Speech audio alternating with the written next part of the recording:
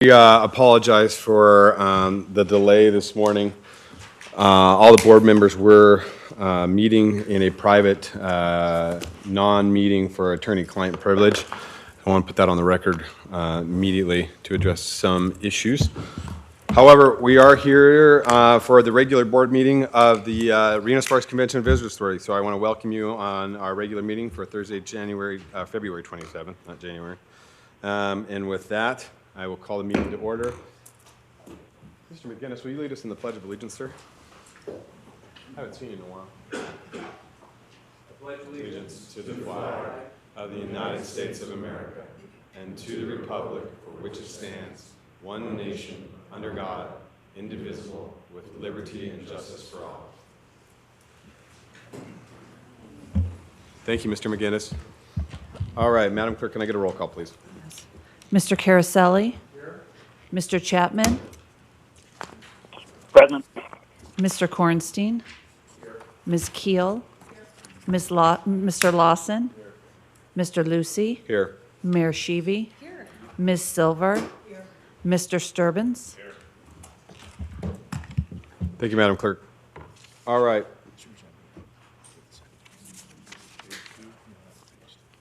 Yeah. I'm missing. All right. I am going to open public comment at this time. I do have Mr. Jeff Church signed in.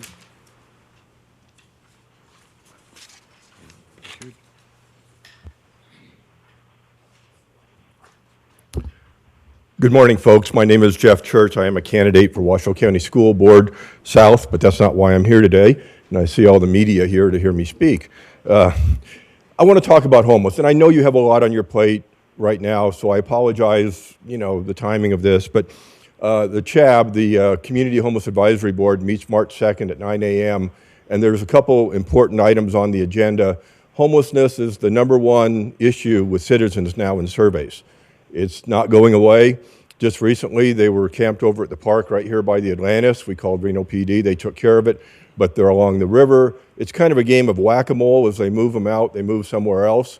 We're kind of burdened by what's called the Boise decision. But at the community homeless meeting, they are going to talk about what's called Built for Zero. Now, I may not have a lot of credibility with you, but it's endorsed by a number of major players in the community. EDON has come out endorsing the concept of Built for Zero. It's basically a facilitator, a mediator to try and get the political people involved and behind closed doors and work out solutions, and it's worked nationwide in other locations, and it has almost no cost. The second issue on the agenda for the CHAB is camping. Again, they're around the Truckee River. I ran the Reno Police Department's homeless program back in the day. I also was the board president of a 501c3, so I have some background. My card is there for you. I run a homeless website. But the camping area, they did pull the rug out from under us for the next meeting. All they're going to talk about is tiny houses. They've been promising to put camping on the agenda. What myself and many other people in the community are supporting are what I call the 4 S's, a safe, secure, sanitary, sanctioned camping area, and we've identified locations. So with that, it has to be coupled with enforcement. We get the homeless off the river, we get them into a safe area. So many of them are mentally ill. These are God's children, and I care deeply about them, but it's not acceptable to have them on the river in our parks. At Pickett Park, and you can look this up, there are 2 registered sex offenders. Registered is their address, Pickett Park. There is a registered sex offender, crimes against a minor, registered at Paradise Park. They are registered, and that's, by the way, within view of Bernice Martin Matthews Elementary. There are sex offenders registered at parks in Sparks. Not acceptable. So, your leaders in the community, I'm asking you to reach out to the elected officials, support Built for Zero, support a safe, sanctioned camping area. You have my card. I have quite a background in this. I'm happy to answer any questions offline, and I appreciate your time. And again, I know you have a lot on your agenda. Thank you. Thank you, Mr. Church. Seeing no other public comment, I'll close public comment and bring it back to the board at this time. We're on to item C, which is approval of agenda for the February 27th, 2020 Board of Directors regular meeting. I have a motion from Madam Mayor. Do I have a second? Second from Ms. Keel. All those in favor signify by saying aye. Aye. All those opposed, motion carries unanimously. Aye. Thank you, Mr. Chapman. We are on to item D, which is the approval of minutes of the January 23rd, 2020 Board of Directors meeting, which have been provided for you in your packet today. Are there any changes or amendments that any board member would like to make to those? Seeing none, looking for a motion to approve. I have a motion from Ms. Silver, second from Mr. Sturbins. All those in favor signify by saying aye. Aye. All those opposed? Motion carries unanimously. All right, board matters. We are on to item E1. This is the employment matters regarding Philip DeLone and as his role as CEO of the RSCVA. And with that, I will ask our legal counsel, Molly Rezick, to take us into this item. Good morning. On February 13, 2020, President and CEO of the RSCVA, Phil DeLone, submitted his resignation, indicating that citing that he had a serious medical condition. Pursuant to Mr. DeLone's employment contract with the RSCVA, paragraph 3.2.1.2, Mr. DeLone may terminate his agreement without cause at any time upon 6 months written notice. His resignation provided that 6-month written notice as required by his contract. Under the terms of the employment agreement, the RSCVA Board of Directors may, in its sole discretion, determine that the employee's notice period will be shorter than 6 months, and employees shall only be paid for the actual notice period determined by the RSCVA. So the RSCVA Board may determine what the notice period may be pursuant to that resignation. Thank you, Ms. Rezick. I appreciate that. This has been when Mr. DeLone tendered his resignation to me on February 13th. We did have a brief discussion about the medical conditions that he is incurring at this time. Based upon that discussion, I would recommend at this time that the board accept a change in his notice period to 5 months, allowing him 3 months of that to be medical leave and 2 months of that to be paid severance at that time. So that would be my recommendation to this board and all the board of directors. Mr. Lawson, I'm ready to make a motion if there are no questions from the board. are there any questions that need to be asked from the board?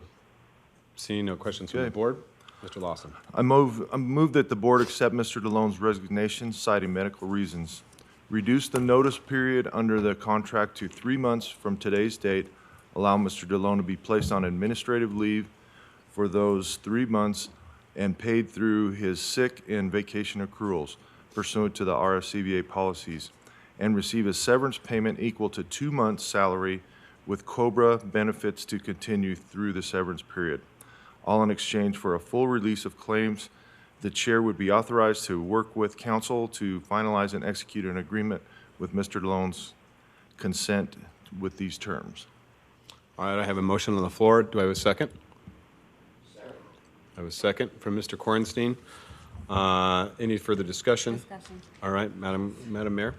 Okay, so what you're proposing is 5 months, correct? Correct. I would be willing to support 3 months of FMLA. I would not be willing to support 2 months of severance. If you'd like to break up the motion, I would be fine with that, or you can vote on the matter. Thank you, Madam Mayor. Any further discussion? Seeing none, I will call for the vote. All those in favor of the motion signify by saying aye. Aye. All those opposed? Aye. I have Mr. Chapman. Was that an aye or a nay? That was an aye. Okay. So the motion carries 8 to 1, with the mayor being the abstention, not abstaining, I'm sorry, in the opposition.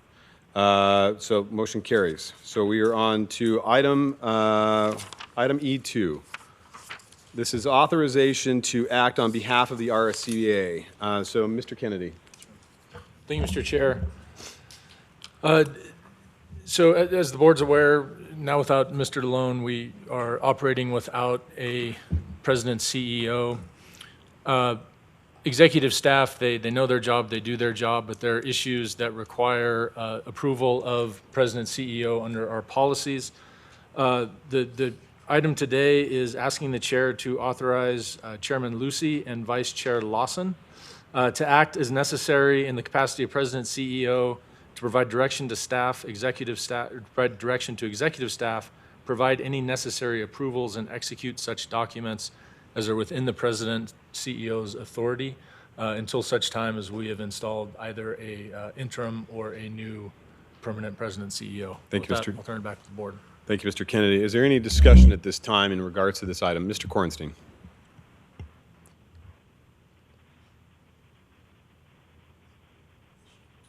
Thanks.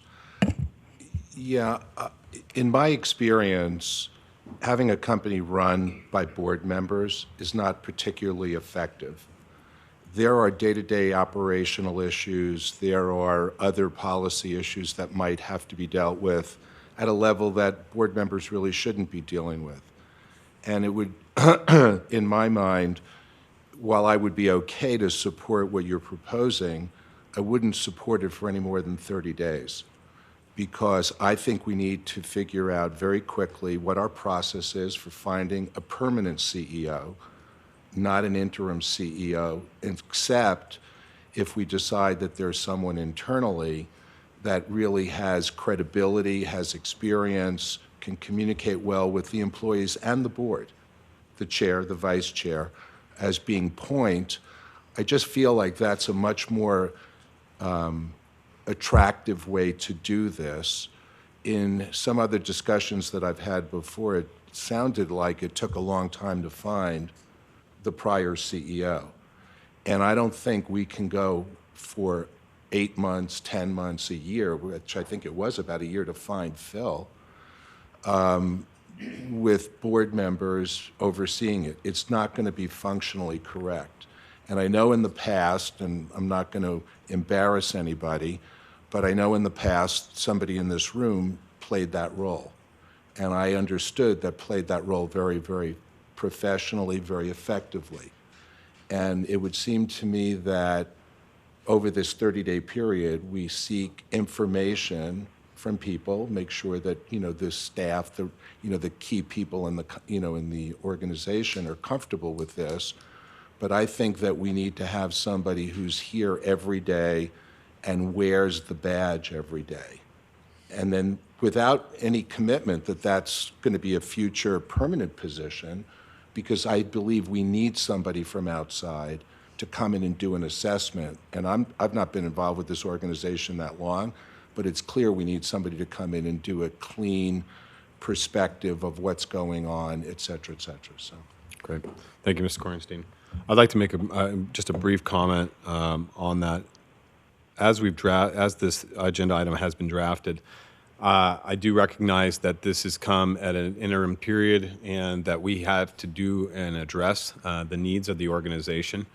I would accept taking on the role alongside of the vice chair, Mr. Lawson, for a short period of time. I do not, in my capacity, have the ability to do this for a long duration. So it would be my recommendation that we do exactly as you pointed out, Mr. Kornstein, and move very efficiently and quickly to find a process in which to place a permanent CEO. Because I agree with you. This organization, like any other business, requires that everyday attention of a CEO. That's the reason we have one, and that's because if there wasn't a need for an everyday person, position wouldn't be necessary. So with that being said, just is absolutely a short-term, as quick as possible, to fill a void type of requirement that Mr. Lawson and I would be taking on. So I wanted to make that very clear to the board and put that on the record. Mr. Lawson. I don't see me doing this very long. I have a job already, and you know and I need to do that job. So I want to see this done in a short period of time. But I think we need to look at an interim CEO just because it's going to be a time, and there's plenty of qualified people that are in the area that would have already reached out to me that want to do this job for a short period of time. It's not unheard of. There was Max Page, who ran the Fitzgerald's Casino, was part owner in that. He ran this organization for 6 or 7 months while the CEO search went on. There's some names that I know the chair has heard from some other folks that are around the area that could step in and do this and know that it's a temporary type deal and help to make sure the organization runs smoothly during that time. So That's kind of the direction I'd like to see us go and get that person in here as soon as possible. Because you're right, Mr. Kornstein, we're not CEOs and we don't want to be a CEO for this organization. But we want to make sure that the thing keeps moving down the road. I understand what you're proposing. I still feel we need to have a time limit on, the two of you overseeing it. We can always extend it, but I really believe we need to put a 30-day limit or till the next board meeting.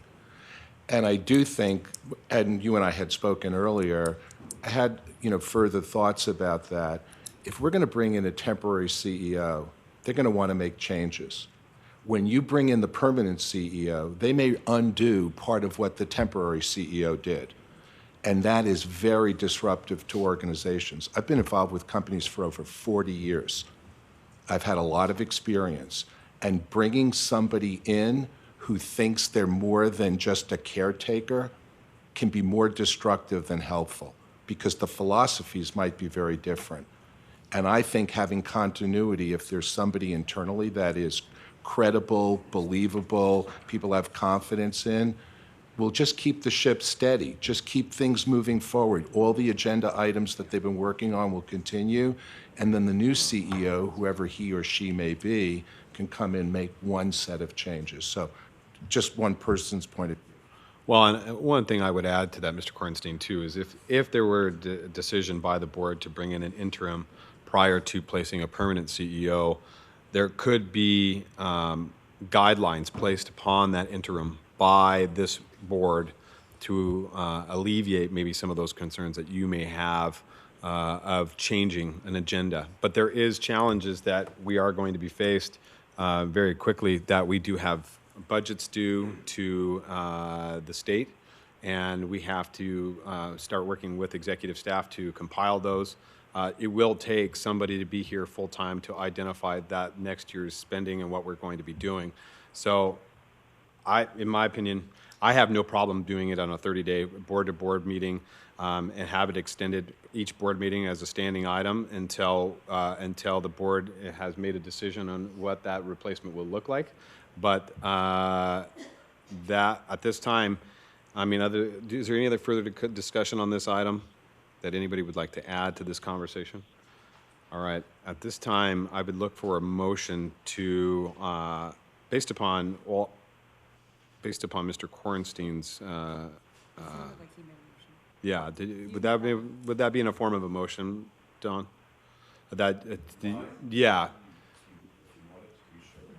So you would accept the agenda item with a day, making it a month-to-month type of assignment until. So we have an ability to assess what our process is, how we're doing in our process, and how the organization, most importantly, is doing.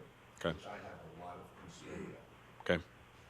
So I'll accept that as a motion, that we will accept the agenda item with the amendment that it would be a month-to-month and that would be brought back to the board for any continuation of the assignment by myself and the vice chair. So I have a motion. Do I have a second? I'll second. I have a second from Madam Mayor. All those in favor signify by saying aye. Aye. All those opposed? Motion carries unanimously. We are on to now item E3. This is the procedure for hiring a new president and CEO. So we will discuss, obviously, I'll have Ben Kennedy discuss. We have done this a number of ways at this organization before, and all respective to the time that they needed to be done in, different, obviously. So with that being said, we'll open this up and give direction to our legal counsel in regards to this. I think, Mr. Kornstein, you've already kind of voiced some of your opinions of that. We need to move very judiciously and swiftly to fulfill the position. So I want to open this up for discussion to the board as what they would like to see in a process for legal counsel to start working on immediately. Mr. Kornstein. I don't know if the organization has worked with a search firm more recently, but it would seem like we need to have a search firm that could do a more broad-based search. But, because I do think it's incumbent upon us to scan the universe to see who might be out there that might be willing to be in this community and help this organization. On the other hand, it seems like there are people that have relationships with people locally and maybe beyond locally, and I think it's probably best to feed those through a search firm. Now, we could do a hybrid where we could, put together a list of names of people that various board members know and do a quick screening to see if any of those people qualify. And I had mentioned, we are in the process, just as an example, Caesars is in the process of merging with El Dorado. It's clear that in various aspects of the combined company, there will be very smart, very talented people that are not going to retain a job. It's just the way these mergers work. Caesars has a very large convention business practice. We're getting ready next month, meaning March, to open a brand new facility, which is very exciting. And so there may be somebody that is in that position who might be very capable, willing to do a job like this. It sounds like, Ed, you know people and various other people. It just seems we can see if we can find someone ourselves. But if not, I think we have to find, if we can't find somebody within this first 30-day period, then I think we absolutely have to retain a search firm. Thank you, Mr. Kornstein. Ms. Silver. Make sure, Ms. Silver, your mic. I'd like to echo Don's comments and suggest that we... You and I, we're both mechanically. I didn't have my glasses. We do have, there you go. Oh, there you are. There we go. Sorry. I'd like to echo Don's comments and suggest that we perhaps put the pause button on going out and hiring a national search firm. And I'm involved in other searches in this community that are utilizing national search firms that are not as familiar with this community as they need to be. They're not familiar with the strategic plans of the organizations. I think it's incumbent upon this board to hit that pause button, look internally, look externally within the community, whom we might know, with the qualifications to assume the CEO role before we sign a contract with a national search firm, which is an expensive undertaking, very time-consuming undertaking. I'd like to, and I want to provide some history for the board. The three electeds have sat on this, me being the youngest at 5 years. What? I meant in tenure, ma'am. Madam Mayor, okay. Tenure. You've served on the board longer than I have, is in tenure. That's what I meant. The last time we went through this process, it was very costly to this organization. We did hire an outside firm that vetted national candidates. Those national candidates came in with expectations much, much higher than what we were able to facilitate here within the region, which led to a longer delay and a longer search until we were able to locate the previous CEO. And so, the other commentary I would make is that the Reno-Tahoe Sparks region, Washoe County in general, is a very dynamic region. It's very different than many CVBs across the country. We have very unique, and only Las Vegas would be the only similar type of destination, and Vegas being very different from Reno. That we market and and solicit convention business to come to our region, not just solely though for our own convention space. We quite often place a lot of our convention business into multiple properties throughout the region. And we continue to do that because it drives room nights. Most of those room nights are where we solicit our room tax from. So it is a dynamic CVB and a very different type of CVB than you would see across the country.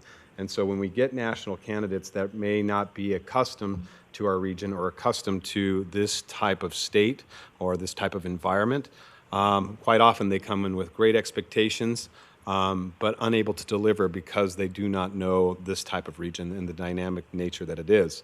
So I would also support looking locally as quickly as possible and farming through the board members and through our organization any potential candidates that are out there to bring to solicit their intent to potentially apply for the CEO position. And if we can do so, bring those names back for a process at the next board meeting and have a further discussion. And if those aren't satisfactory for the entire board, then proceed with a larger search. Is there a job description that can be circulated to the board members? Because that would be very helpful to, I'm literally going to Las Vegas this afternoon. I would love to have a job description so I can talk to the person who runs our convention business to see if he has any ideas. Yes, there is. If you look actually at your board packet, as part of the contract, I believe, is one of the exhibits. Bear with me while I find it. The latest position description that was developed during the last CEO search Oh, I see. Exhibit is A? Exhibit A Okay. of the employment contract. I would encourage any board member too, as they look through that, because positions change, times change, duties change, is to always look and make sure that that position description encompasses what you want that CEO to do. Chairman. As you know, I've always had very strong opinions about this process. I would just request that, obviously, not repeating the mistakes that we made in the past, that there is, very definitive lines about what that looks like. I think last time it was a little bit clouded. I think, Anne, you make great points. We're all going through it. I bet, well, yeah, you just went through it. You're going through it. All of us, whether it's, from the airport to the city of Reno, we're all sort of involved in that process right now. So collaborate on, sort of what's working best. But I think, I just also want to stress, this is an incredible time for our region. It really is. It's an exciting time. There are a lot of people that have worked, throughout the city, throughout all the different agencies that have done a tremendous job. But now there's a lot of turnover, and it's actually really, really exciting in some ways. And I don't want people to have the perception that there is some uneasiness in the community, because there's not. There's going to be some incredible players coming into this market that will do a phenomenal job, and that's what I'm excited to be a part of. So instead of looking at this as a negative, I'd like to look at it as a positive moving forward, because all the agencies are changing from RTC to the airport, and I know many of you sit on them. Yeah, Nat, you sit on one. You're doing them too. So I'd like us to, sort of bring back to the table what those ideas are, what has worked best. You just did it with your city manager, because that could be extremely helpful.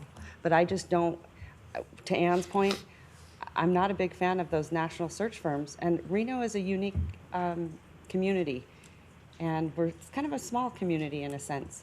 And it definitely makes a difference with someone that sort of wants to take on sort of that comeback feel. So I appreciate your comments, Anne. Thank you, Madam Mayor. Ms. Keel. Okay. I'm actually inclined to disagree and feel that we do actually need a national search firm. If it is the favor of the board to start the search internally, I can get on board with that for a limited amount of time. I think there should be a certain time frame that is put, that if we do not find someone that we feel is suitable, that we will go to an outside search firm. And I also have a question: who is the person responsible for collecting said resumes and vetting them and presenting them to the board? We would, at this time, if we were to do that, that would be assigned to the legal counsel. So we Okay. would sign that to either Molly or Ben. Okay, all right. And then the background check of any individuals, who performs that? Would that be, would we hire an outside company to perform said background check? Because that's obviously of utmost importance. So the RSCVA does do general background checks once an offer is made. However, in this kind of process, Generally, we would recommend that you hire an outside source, have all of the appropriate consents by anybody who is seeking that position to vet those individuals and have that process be done. I would agree. Thank you. And Ms. Gill, I want to put also on the record as this is a quasi-public agency that is represented by both public officials and private sector. This process still would have to be adhered to in Nevada open meeting law, and as we do conduct all of our meetings. And so any interview process would have to occur in front of the board and in open meeting.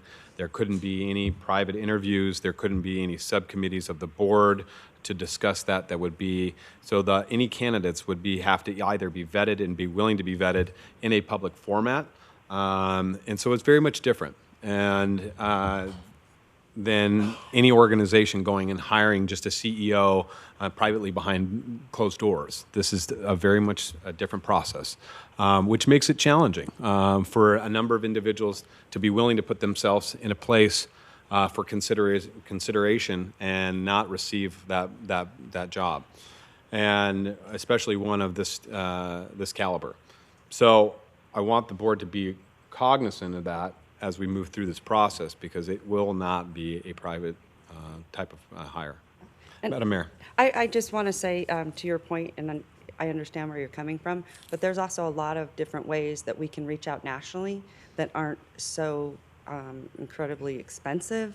And like I said, I think in the last, maybe it was just the firm that we used, but I think, there were a lot of different ideas about the way that was conducted. So I just want to avoid some of those things, but there are a lot of great ways that we can, advertise this, that I think we will get a lot of interest. So I don't think that we should be painted that, no one's going to want to come here, because I think everyone's going to want to come here. I'm not saying that that's what you said, but I'm just saying I think once it's out there, we're going to get a lot of interest. Thank you, Mr. Sturbins. Actually, Ms. Gill kind of stole my comments. I fully agree that we need to immediately make priority one finding a new CEO, whether that comes from internal candidates or that comes from people that are referred, or we actually have to go out to a search firm. I think the most important thing is that we definitely hire an outside firm to do the background checks. Everybody has to go through the exact same process. It's a very defined process, and make sure that we find the best candidate available to us. And also, I'd like to just point out to staff that there are positive things going here, and we encourage staff to continue doing the things that they're doing day to day. Even though there is all this stuff going on, there are positive things, and please keep moving forward to keep this agency going. Thank you, Mr. Sturbins. Any further comments in regards to this matter? I think we've got some pretty clear direction, at least from my standpoint, that Ms. Rezac and Mr. Kennedy will, over the course of the next 30 days between now and the next board meeting, if names they will be the kind of repository of any names that may be coming in, whether from outside public or board members. I would make sure that those are addressed to Ms. Rezac or Mr. Kennedy. Those will be vetted, and then they would be asked, any candidate would be asked that if they would want to participate, their names would have to be placed on an agenda and gone through the process, obviously. I think there's going to be some timeline, though. We won't be able to go right into interviews next meeting. There will be some time between now and then, because I think we wanted to absolutely identify, as Mr. Sturbins has pointed out, a very strict process in which every candidate will have to adhere to. So with that being said, I would look for a motion to accept that type of process. Mr. Kornstein. Can I just ask one clarifying Sure. question? And this is no disrespect to our esteemed legal representatives here, but it seems like we almost have to be selling ourselves a bit. This isn't like we're the magnet and all these wonderful candidates are just going to walk in off the street. And to have somebody talk to a lawyer about a job seems to me to be totally... No, they won't be talking to they will just be the repository so that the names aren't... But just to finish the point, I think we should have one person, and I think it should be you probably, Bob, that if we get people that are willing to do this, that it's, just a general conversation, so you could put some more meat on the bones for what this, this piece of paper says, because based on that, they might be very enthusiastic to continue, or they may not. Oh, yeah, and I want to be, maybe I clouded this a little bit with the open meeting issues. Any one of the board members can have those open conversations with any candidate. And I encourage every board member to do so and truly sell this organization. I think every individual sitting at this table has the capacity and the ability to sell this organization just as well as I would. And we can have those conversations and encourage them to submit their names and start a process, or be prepared to start a process. But we all have those requirements within our, the qualifications within our book. We may want to change those or add those as each board member sees fit. But yeah, I would encourage every board member to reach out to any of their contacts to push this position. Yeah. So what I meant as a repository is that once we identified a potential candidate, that their names, if they were willing to participate in the process, that their names would be submitted to the attorneys, and then they would go through the proper notice period and notifications so that they could be considered on a future agenda for an interview process, I think is what I was trying to clarify. One more question that just comes to mind, given the way you're describing the process. If somebody has a job now and they're contemplating this as a job change, that just seems like an impossible position to have a very potentially attractive candidate put themselves at risk that way. I mean, am I misunderstanding? Nope. Let me just tell you from the public standpoint, this has been the challenges of Nevada open meeting law for the entire state for hiring any candidate for any organization public in this community. It's very challenging because it does prevent the ability, from my opinion, to qualify anybody that has a current job, and it puts them at risk. So, but that is unfortunately, we are. Yeah. Yeah. Yeah, why don't you do that?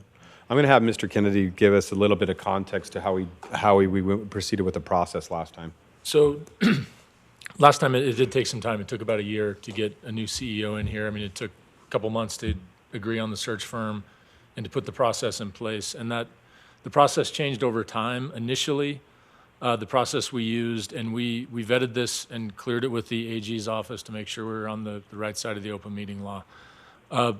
We retained a search firm and tasked the search firm with basically vetting all the candidates. So taking some community member input, but putting the onus on the search firm to do all the vetting. And then initially the idea was the search firm would bring forward one candidate at the end of the process for an up or down vote. And the idea there was to help them be able to consider national and better qualified candidates without making their names public from day one, which, like you just said, sort of disincentivizes or discourages some qualified people from applying. As we went down that road a ways and got close to that search firm making its recommendation, the board pulled it back and decided they were uncomfortable with just having it one candidate to consider. So at that point, the search firm went back to a number of finalists and said, the board wants multiple names. Do you want to be considered? But if I put you forward, now you're in the public sphere, you're in the public record. And that's what we ultimately did. Was they presented, I think it was 5 or 6 candidates. The board chose 2 finalists, and then we brought those 2 finalists back for sort of the open meeting, full board interviews. So there are ways that we can utilize search firms. Of course, we've then sort of got to give them the discretion to vet and bring candidates forward. But if what we're talking about is the board is going to go out in the next 2 or 3 weeks, talk to connections, find people that may be interested, give either Molly or I a list of names and resumes, then those people do need to recognize that at that point it's a public process, and that's all public record. So would that then not make the search, having a search firm more desirable? Because then there is that confidentiality, at least in the initial stages? it's sort of the board's got to weigh that, but that is one, if you employ a search firm, we can structure the search to give them some discretion to sort through sort of the initial round of candidates, and then make sure the people they're going to present after they've vetted them, are open to participating in that process. And the other thing I want to add too, since the last time we did go through this process, NRS has changed in the last legislative session in regards to subcommittees of a open board and how they can perceive and participate in these types of operations. So it would absolutely, there would be no ability for any board member to participate or have any contact once their names were submitted if they were to try to participate through a search firm. You'd have to give the search firm full autonomy to bring forth candidates, and then they'd have to adhere to a public process if we were even to know who applied. Once their names, we wouldn't even be able to know who applied, honestly, until they were posted on an agenda.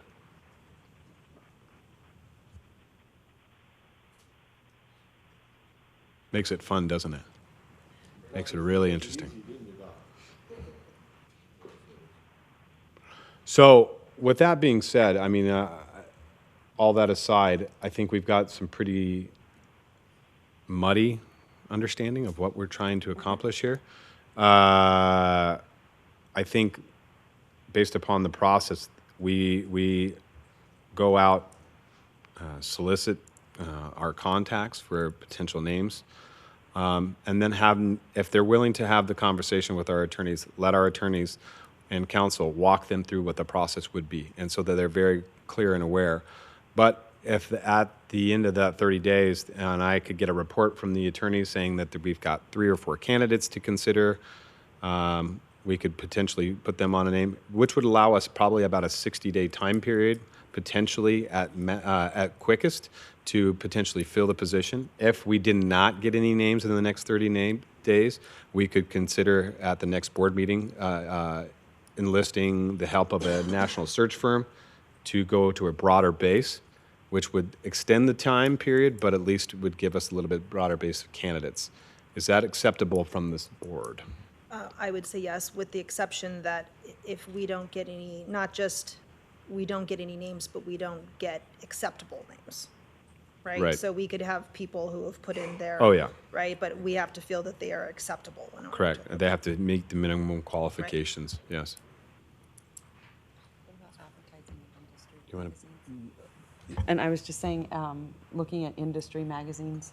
We do to have, some advertising or, and I did just go through this with the RTC here locally, and we did conduct the entire search internally through our staff and through legal counsel. They did publish the application and the notice in industry magazines, and we did receive a number of candidates that way. So there are more organic ways that we can go about it, utilizing the connections that the organization has currently. So we could do that through Ms. Neal. We could have those published very easily, very inexpensively to do that. So there is something that is an avenue which we could pursue, and we could do that actually immediately. So, Mr. Kennedy. Just for clarification, I think I know the answer, but I want to make sure. So at this point, we're focusing on going straight to a permanent president CEO. We're not looking for outside interim candidates to serve on a 6 to 8 month basis. This search we're talking about right now is considering permanent candidates. I think what we're talking about is, yes, to fill a permanent position. However, what I would do is the caveat, if no candidates are brought forward and there are suggestions for an interim, that be considered at the next board meeting. Okay. All right. So now I've muddied that a little longer for everybody. Mr. Kennedy, do you have that as clearly as I do in regards to the process, or Mr. Lawson? Let me give it a shot. All right, why don't you wing it? So I'm going to make a motion that, one, we spend the next 30 days looking for names to fill the position of CEO permanently. If no such names are presented or not qualified, then we will look to, in the next board meeting, look to a interim CEO while we conduct a national search. That good? I would second that I motion. stumbled through that pretty good, but Hey, you stumbled as good as I did. I'll second Mr. Lawson's motion. So I have a motion and a second. Any further discussion on the item? Seeing none. All those in favor signify by saying aye. Aye. All those opposed? Aye. Motion carries unanimously. Thank you very much. All right. With that, we are on to presentations. This is the F1 RSCVA staff update. Ms. Cunningham. Good morning, everyone. I'd like to draw your attention to the scorecard in our book. Looking at December 2019, when you're all there, you can see that the top section, which is overall visitor growth and website session measurement for December, we're up in all of those areas, which is kind of one indicator of advertising effectiveness. And I want to point out that with the announcement by Alaska Airlines adding service to Seattle, we've begun to direct some more additional marketing dollars into Seattle. In May, when they upgrade 3 out of their 4 flights, it's an increase of 247 seats a day for an annual seat capacity increase of more than 88,000. So I'm really glad that we maintained a presence in the Seattle market, and now's the time to become a little more robust. Moving down on the scorecard, you'll see overall occupancy for the month of December. That was down 1.5%. And we ended the month at 61% occupancy for December again. ADR was up by almost the same amount that the occupancy was down. So that just ended up in creating a slight decrease in taxable revenue of 1.1%. When you turn the page and look at the year to date, for the first 6 months of the fiscal year, we're seeing a similar trend with the occupancy being down slightly and ADR being up, which has resulted in the taxable revenues being slightly up. So we're doing okay. We're trending all right. I just want to mention Jet Suite X, which is now JSX. We've been working closely with the airport and JSX. I'm sure you're all aware of their recent announcement just a couple weeks back that they will be bringing back jet service to Reno starting May 8th. And it's 30-seat jets. They'll be flying Reno, Las Vegas, and Reno, Burbank, and back. And they're looking at other destinations, Bay Area, different markets that they can plug into and do mainly point-to-point.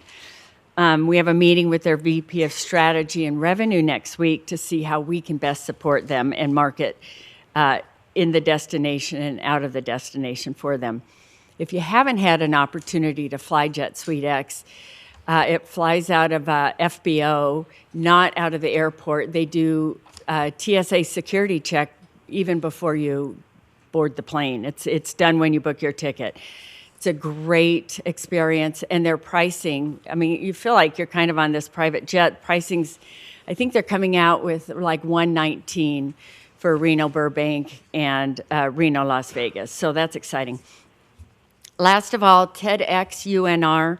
We're hosting the TEDx event tomorrow, on Saturday at the Convention Center. Last year we had over 1,500 attendees, and the exposure of that is worldwide as the videos from the TEDx speakers go viral and around the country, and they have a very long years of shelf life.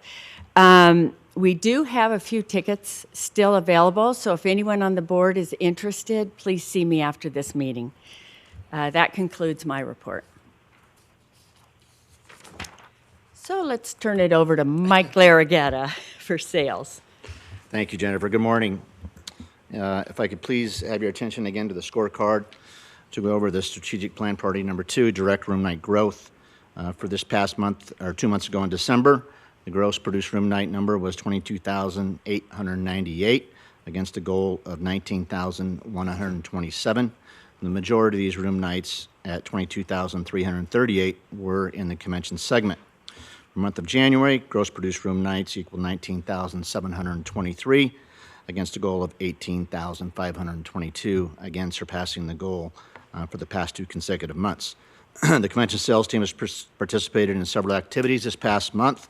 A few highlights of these activities are we participated in the Connect Pacific Northwest show in Seattle, the IEEE Rams Board presentation in Palm Springs, California, the MIPA monthly networking event in Alexandria, Virginia. Our Southern California Regional Director exhibited and was a sponsor at the MPI Southern California Chapter State. David Diamede showcased a video on our destination and presented over 250 LA-based planners. We also exhibited and attended the MPI Orange County Chapter State of Industry event as well. The Association Forum After Dark Networking in Chicago. Also very happy to announce that for the first time in the history, this organization has submitted bids to host NCAA competition, 12 bids in total. Men's golf regionals in 22 through 26, women's golf regionals in 22 through 26, and men's and women's cross-country regionals also for the years 2022 through 26. Now, if you could please turn to the definite meeting report in your binders. As a reminder, we are only reporting on groups that are arriving in the next 30 days and also have contracted blocks and a minimum of 2 hotels. So despite the number being minimal, there's obviously a lot more business out there. We're just restricted a little bit on what we can report. The Association for Crime Scene Reconstruction arrives March 1st, departing March 5th. This group has 55 attendees and has contracted 225 room nights. ACSR members are law enforcement investigators, forensic experts, and teachers from all over the United States and a growing number of countries around the world. ACSR currently has approximately 225 members in its group. The focus of the organization and conference is to gain explicit knowledge of the series of events that surround the commission of crime using detective and inductive reasoning, physical evidence, scientific methods, and their interrelationships. The Northern California Volleyball Association, a group that many of you are familiar with, has a significant impact on our city and the hotels, arrives March 4th, departing March 10th, with 1,200 attendees and a contracted block of 1,330. Founded in 1982, Northern California Volleyball Association, NCVA, is a 501c3 nonprofit organization recognized as the Regional Volleyball Association for all Northern California and Northern Nevada. NCVA has over 25,000 registered members, 1,400 teams, and 400 clubs throughout the region. In closing, World of Wrestling arrives March 30th, departing April 6th, with a contracted block of 4,846 rooms. This year will be their 23rd annual Reno World's Wrestling Tournament. It will include 3,600 competitors at the Livestock Event Center, one of the largest and most prestigious kids wrestling tournaments in the country. In conclusion, I forewarned the board last meeting that we may not have Christina Ernie, brand videos, blogger statistics, but we do have Mr. Marcus Johnson. Marcus is our Director of Business Development and the MC for our 2020 convention sales video. We are extremely biased, but we feel this is by far the best convention sales video this organization has ever produced. The video truly speaks to our group customer, taking into consideration group facilities, using actors that resemble the group attendees and demographic, and a specific focus on group activity options in our region. My pleasure to introduce Mr. Marcus Johnson, who's going to show us the video. Thank you, Mike. Ladies and gentlemen of the RSCVA board, thank you so much for having me today. It's a wonderful opportunity to represent our destination in this way in the video you're about to see. As a Director of Business Development, we're keenly focused on new convention business. We started these videos in April of 2014, and the basis for these videos were to really make sure we were going above and beyond in maximizing the benefits that we have through strategic partnerships with intermediary meeting planning partners, also known as third parties. They control a lot of meetings business all over the globe. It's a highly competitive space. Helms Briscoe, Conference Direct, are a few of those examples. As this has grown, there's a lot of people to thank. Mike Larraguetta, Jennifer Cunningham, people within marketing, Debbie Engebretson. As we rolled out the new brand, we have still remained very economical in the production of these videos, but they are much more polished today, and the distribution has been just amazing. I'm going to keep it brief, and let's just roll the video, shall we?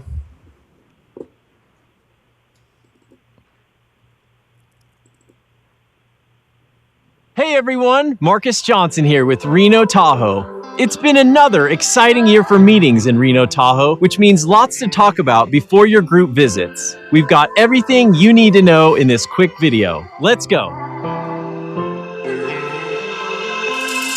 This is Reno Tahoe, and it's anything but your typical meeting destination. Sure, we're the perfect place to play, explore, and cut loose. But make no mistake, we're serious about business. Few destinations offer planners the flexibility and creativity Reno Tahoe does. Even fewer do it with as little restrictions or as much value. After our convention center raised the bar, other Reno Tahoe venues are following suit.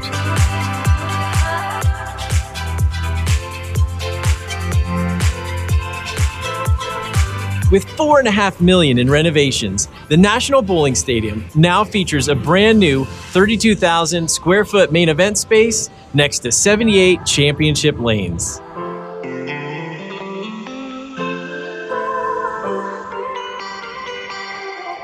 The Reno Livestock Event Center is investing $1.2 million into its main indoor arena and livestock pavilion.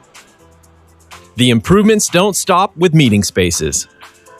Our hotels have invested hundreds of millions into new guest amenities, all without sacrificing affordability or variety. In all, Reno Tahoe's unique mix of hotels combined for over 16,000 first-class rooms and suites. And in the city that gives 110%, it's only fitting most hotels offer 10% commissions on group rooms. The destination as a whole continues to make significant strides in area development. In 2019, the city began an $87 million infrastructure project to revamp the heart of the Midtown District. Reno's most vibrant neighborhood will be even more beautiful and walkable than ever before. It's all happening in one of the fastest growing economies in the West. More than 200 companies have relocated to or opened crucial new facilities in northern Nevada. Our Tier 1 university has been officially recognized as one of the top research campuses in the country. For planners looking to enhance attendee experiences with field trips, speakers, and like-minded individuals, there's an ever-expanding list to tap into. The one thing you won't see on the list? Boredom. In Reno Tahoe, world-class events happen year-round. Whenever you and your attendees decide to visit, there's an iconic Reno Tahoe event waiting for you. Plus, with over 300 annual days of sunshine, weather is the last of your worries. Here's more good news. It's never been easier to get here. In the last 5 years, Reno Tahoe International Airport has increased passenger air service over 30%. The airport now sees about 130 flights each day on average. And with 9 major airlines currently serving Reno Tahoe, your attendees have full say in how they get here. Ready to see it all for yourself? Biggest Little Sight is our 24-hour tour of the best of Reno Tahoe. Each unique itinerary includes an iconic special event and your airfare. Just pick a date and we'll take care of the rest. Reno Tahoe takes any meeting to the next level. And with fewer planning restrictions, 10% commissions, and heightened value, you and your attendees win big when you book here. If you have any questions, get a hold of our team to talk any and all things Reno Tahoe with us. And as always, you can explore the endless possibilities for your next meeting at visitrenotahoe.com.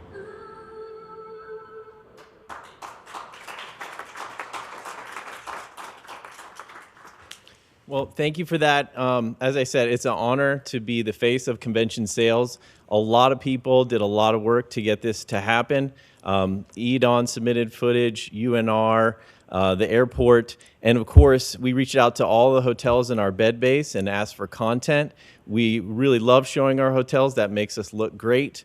Again, this is a very competitive space, but with very personal and creative videos like this, we're making relationships which are furthering our convention sales and creating new business opportunities. And I'm really proud to be a part of this organization and have the opportunity to do creative things like this. Thanks. Great job, Marcus.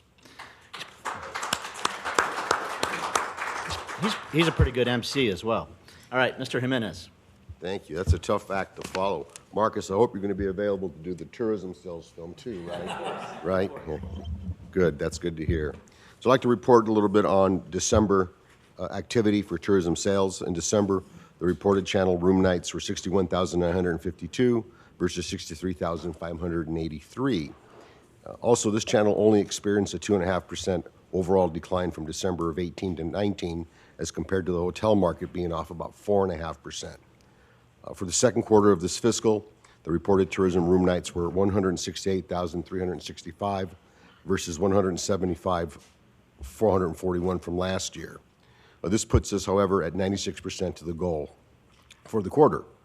Also, I'd like to report that year-over-year production for Q1 and Q2 were at 99.3% to goal. And then based on preliminary numbers from January, the tourism channel room nights are up from last year. I have just 3 key highlights I'd like to share with the board on tourism sales activity. We've added a sales blitz to Seattle the end of March. We'll be conducting client activity with Alaska Airlines, Expedia, tour operators, and travel agents in support of the expanded mainline air service that Jennifer mentioned that will be starting in May. Also, we're conducting a major sales mission to Atlanta, middle of April, to promote the newly expanded Delta Airlines service, which will go daily in June. And then we're in the middle of an Expedia campaign right now. We're only 1/3 of the way through a campaign January through March. And I'd like to report that last year at this time we had booked about 67,000 room nights, and we're close to 80,000 room nights right now. But more importantly, we've increased the booking window from 32% of the visitors booking 21 days out to nearly 50%. So that's always good when we can increase that booking window. And that's all I have for my report for this meeting. Esther. Good morning. I just have a couple quick things to report on, and later on we'll go through the media agency RFQ. I wanted to let this board that per their direction that we got last month, that our team is revamping the special event funding program. A couple weeks ago, staff went to Las Vegas, met with Las Vegas Events and the events funding arm, which is the events funding arm of the RSCVA, to learn their best practices. We're also reconvening the marketing committee chaired by Mayor Sheevy, and that meeting will be used to discuss further details of this process of what we want to do with local special events. A few of us went to the city council meeting yesterday, and they were talking about their event funding on the agenda, and they are looking like they want to support a regional funding entity, much like Las Vegas has. So we'll give you further reports as we move through that process. Just one other quick thing. Public relations through Decker Royal and our staff continue to be fairly robust. I think in this last 30 days, we had feature stories in Wine Enthusiast, as well as Smart Meetings, which was a featured Mike Larraguetta. And we also had some coverage in Forbes, Wayfaring Views, and Group Tour Magazine. And that's all I have to report. Thank you. Any questions from the board? Okay, seeing none, we're going to move on to item G1. Mr. Chisel. I'm assuming this is you. Yep.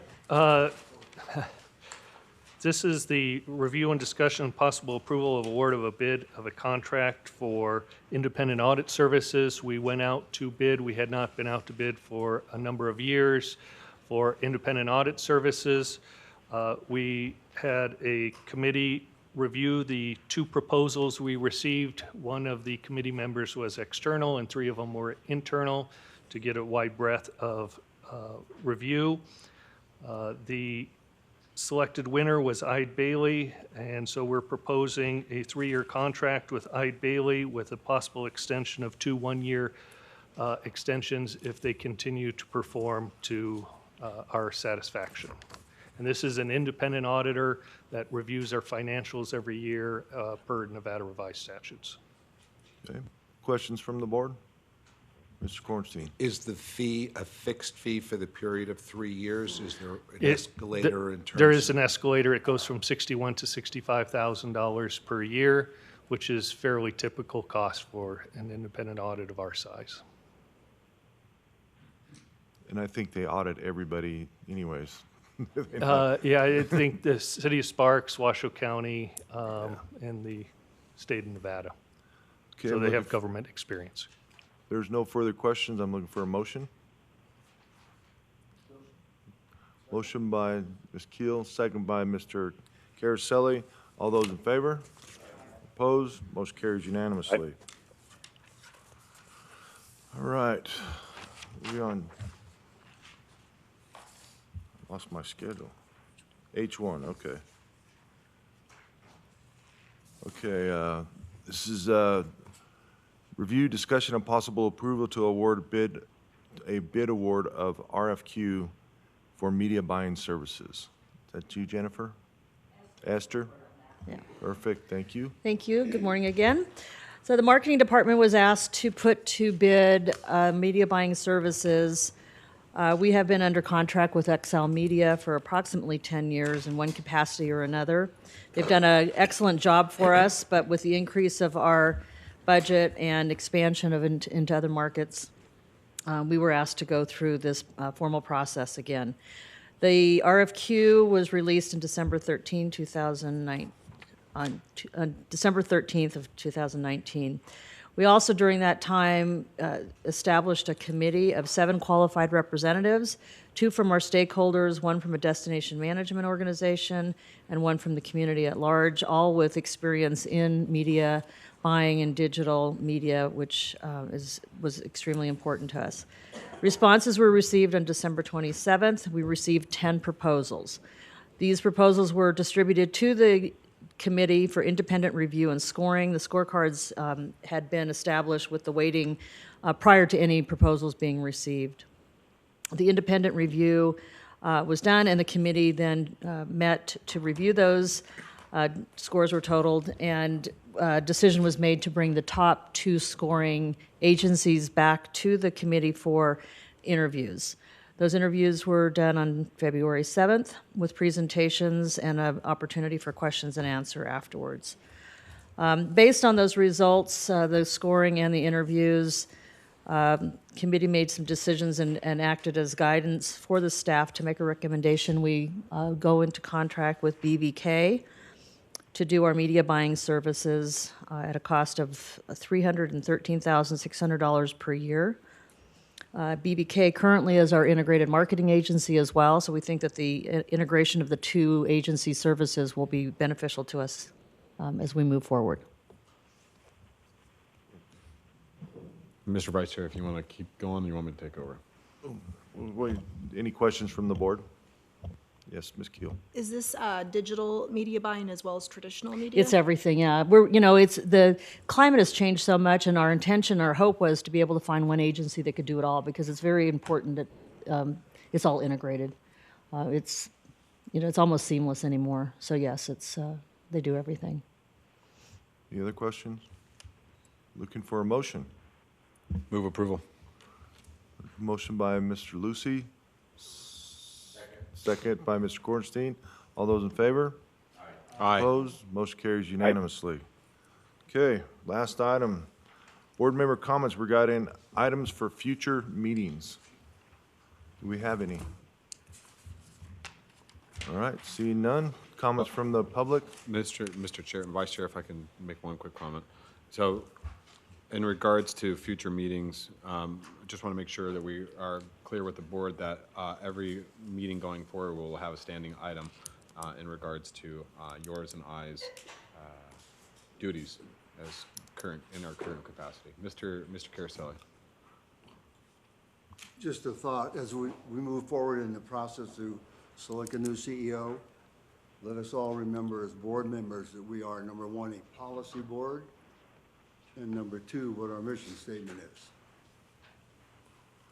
Okay. Thank you. Further comments from the board? Okay, any public comment? No public comment? With that, bang the gavel, Mr. Chair, and we're done.